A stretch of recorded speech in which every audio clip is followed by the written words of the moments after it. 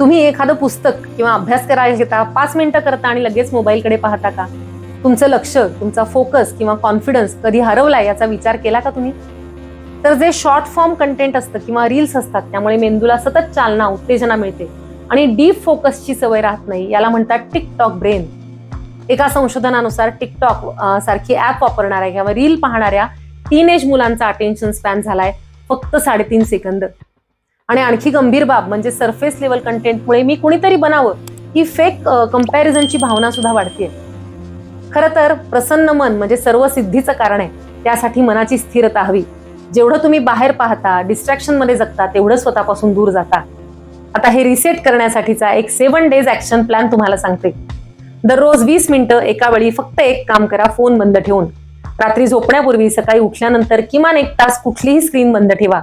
आणि एका दिवसात किमान 2 रील कमी करा. आठवड्यातून तुम्ही 14-15 रील्स कमी पाहाल. सकाळी संध्याकाळी 20 मिनिटं आउटडोर एक्सरसाइज किंवा खेळ खेळा. या आठवड्यात टीनेज मुलांनी हे चॅलेंज घ्या, फरक अनुभवा आणि आम्हाला सुद्धा नक्की कळवा. बेस्ट लक.